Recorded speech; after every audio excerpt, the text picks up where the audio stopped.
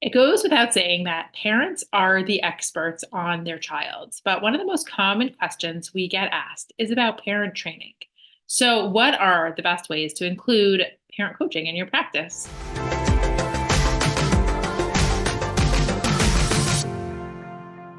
Hi, I'm Shira. And I'm Shayna. We're behavior analysts that create weekly content about how to teach children with autism so that they make real progress. And we create shareable resources to make your job just a little easier. Today's topic is all about parent coaching. And if you want more videos like this, make sure to subscribe and hit the notification bell to stay updated on new video releases. So, a very long time ago, when my kids were still not yet in school, they were very little, I was a teacher. I taught in preschool. And I used to send things home with my students, whether it was notes or a lunch that they didn't eat or something that I felt was really important. And some students would come back the next day with the same note, the same homework, the same lunch from the day before. And I remember being like flabbergasted, like how could a parent not check their kid's bag at the end of the day?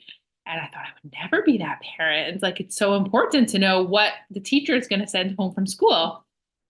Lo and behold, having three kids in school at the same time, a busy life, I became that parent and my kids started coming home and I don't remember the last time I checked their backpack. So I think that's a lesson for all of us. And I think it comes up a lot when we talk about parent coaching.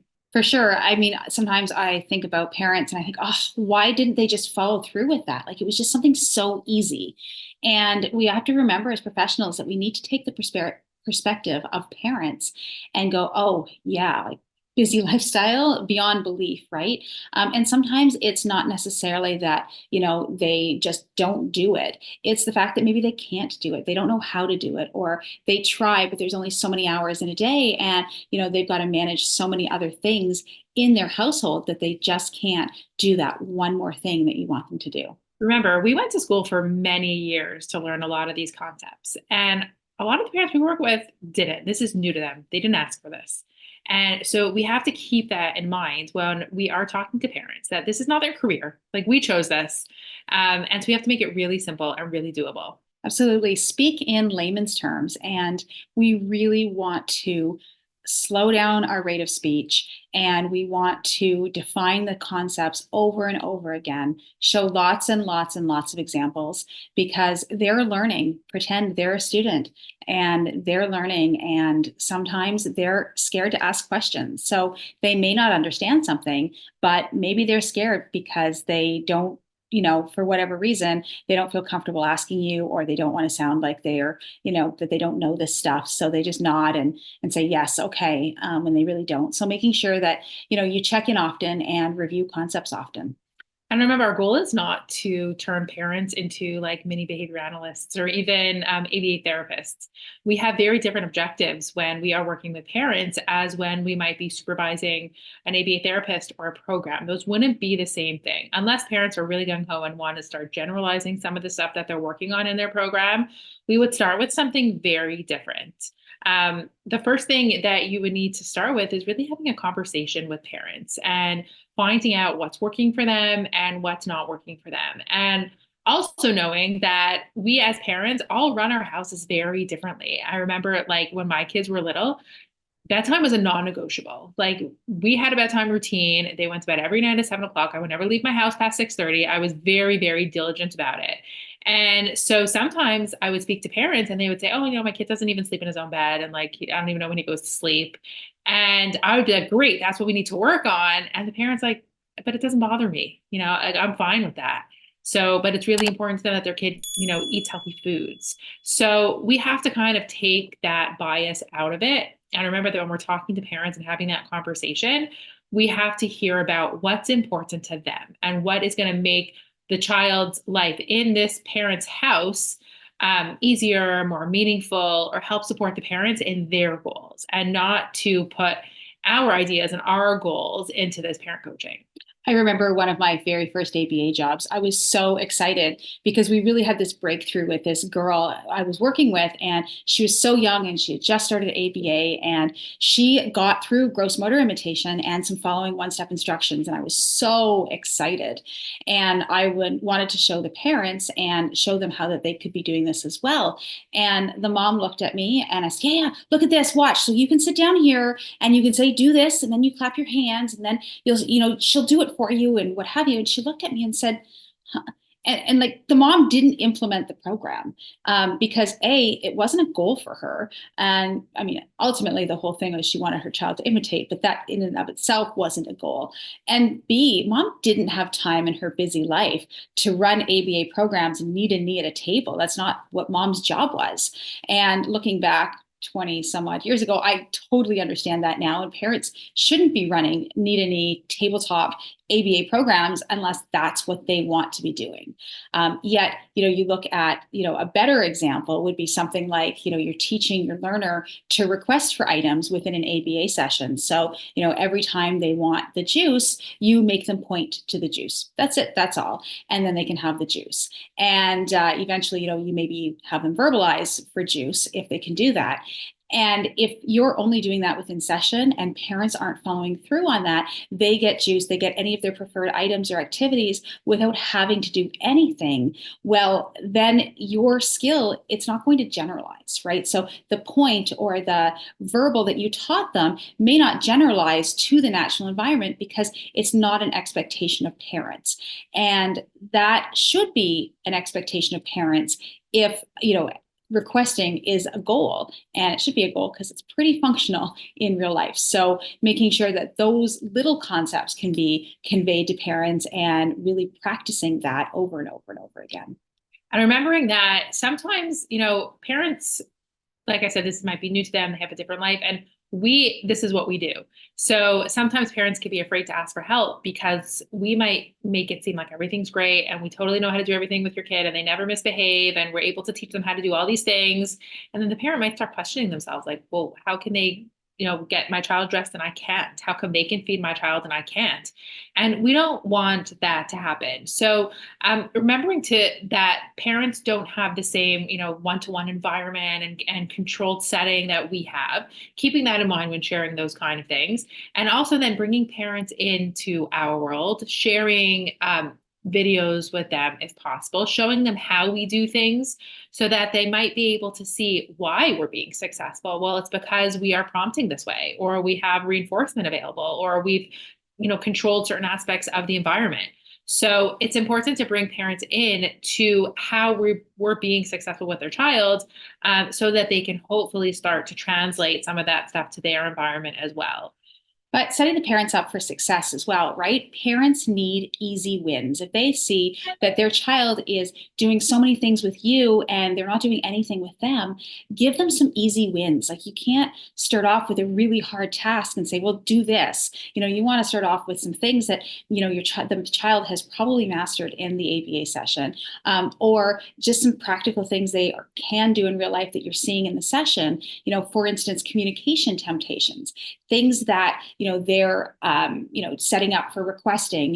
Hey parent, the child now knows how to ask for different types of things. So maybe when you're sitting on the couch, and you're sitting watching that movie and you're having some popcorn, take the bowl of popcorn and have it all to yourself and have a little bit. And then pause and wait and see if your child actually, reaches for the popcorn or points or says popcorn. And that the child can do this. So showing the parent something like that because it's practical for them is really great. And if that's what you're working on with the parent, let's say communication at home was going to be a goal, a really great way to get parents on board is using something like behavioral skills training. If we're going to practice creating these communication temptations, then use those steps. Explain to them why it's so important, why we have to contrive those situations for kids to request, right? Not all of our kids does it come naturally for. So we're going to teach it. And communication is so important because it's how they're going to get their needs met and it reduces behavior, all of that information. Then you're going to model or show them what it looks like. You're going to have them practice and give them feedback and try that again. And the other important point is that we have to consider parents' reinforcement. There is so much negative reinforcement involved, right? It's so much easier to not listen to our kid cry and, give them the candy, or not enforce bedtime and just let them stay up because it's so much easier. And for all of us in parenting, we have that, trust me. Um, and so let's acknowledge it. And so if we think about almost like an ACT model, like what are the things that are getting in the way of a parent accomplishing some of their goals, we have to tap into what is becoming, a negative reinforcement, how we can counter it. What other reinforcement could we offer? Is getting a small win going to be reinforcing enough? Is taking data on their own behavior or their child's behavior going to be reinforcing? Or maybe it's just checking in with you and you giving them like that really, you're doing a really great job and validating them. That might be reinforcing. So knowing and understanding what the parent's motivation is, both in what's keeping them from accomplishing their goals and also what they might need to push them a little bit further, is going to be really helpful. Giving examples. I mean, we'd already talked about that, but giving real life examples, but not only that, showing them through the behavior skills model. But then when you're doing it in therapy, take some video if you can, or I usually take the child's iPad so that it's not on my own personal phone, but, taking the child's iPad and having a video of a few different skills that the child's learning. So for instance, having a child who's just recently learned how to brush his teeth or tie his shoes or wash his hands, doing that and videoing it so that the parents can see, hey, look, here's the way I prompt, or here's what the child can do independently, and here's where I need to step in. Here's what you can say before and after the task. And, sometimes it's just enough for the parents to see that video and go, oh, cool, my child can do that. I should expect more. And I also like to start small when I'm working with parents. Sometimes parents will come to me with, a real challenge, and it's really affecting their lives. And everyone wants a quick and easy solution. Unfortunately, most things that we do, slow and steady is going to be the solution, which is sometimes hard to hear. So what I try to do with parents is we try to shape their behavior. So start with something small. So that something small might be for the first week, collect some data. It doesn't have to be on a complex data sheet. It could be something that you jot down in your phone, or make tallies on the calendar, something that could be really doable. You figure that out with the parent as to what's doable, because you want to shape the behavior of doing small things towards your goal every single week. Because even though you might know what the long-term solution is, and they might need to put in some sort of, functional consequence or a functional reinforcement system, that might be really overwhelming to tell them in one session. So you start small, give them one little thing to do, reinforce that with whatever you find is their reinforcement, whether it's that praise or that motivation, or something else, the data, and continue to shape their behavior in small ways. Before you even do this, we probably should have mentioned this from the beginning, but build rapport. As you were saying, start small and, progress on that. The very first thing that needs to come in play is building that rapport. We pair with our students all the time, but we need to pair with parents, and we need to have parents trust us. So, it's a lot for parents to welcome people into their home or to drop their child off at a center. Really making sure that you build that relationship with parents before you start training or as you're training. A lot of the time I smile a lot when I'm giving parents feedback, when I'm trying to coach parents. I get down to their level. I talk to them about goal setting and what they want to see as goals, and then starting that small stepwise approach. And when we're talking about, building rapport, talking to parents about their goals, some parents I have say, I want to do this and I want to do this and I want to do this and I want to do this. Back to Shira's point about starting small, I would pick 1 to 2 doable goals. So when parents say, I want to do these 20 things and I want to do that, focus them. Okay, I think those goals are really great. You know what? They're very practical, but let's start with 1. Let's start with 2. Let's set ourselves up for success. What is the most doable right now? And if I could add one tip, it is to leave your computer at work, like really engage, be there, be present. I know it might be hard to then catch up later, but in part of building that relationship and feeling like they're on your team, you need to be able to really be present and be compassionate and build that relationship and take away that judgment. Like we're not judging what the parents' goals may or may not be, what's going on in the home, but we want to just really learn to be supportive. And people talk about, the research and stuff talks about being compassionate. And, when I think about compassionate, I sometimes think about empathy and like, oh, poor you. And I, no, like definitely be compassionate in the fact that, hey, I understand you're juggling with a whole bunch of things. And I understand that you're doing this and you're doing that. But don't take on that, oh, poor you, woe is me approach. Take on more so of a, hey, you know what? I am not going to judge you and I'm not going to judge your lifestyle. I'm here to help you.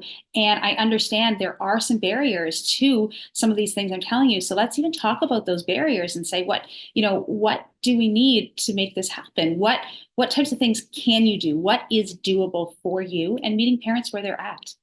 For more information on parent coaching, click the link on or around this video or in the description to claim your Communication Temptations freebie. We also encourage you to subscribe to the channel so you don't miss any future videos, and leave a like and comment below if you have further questions.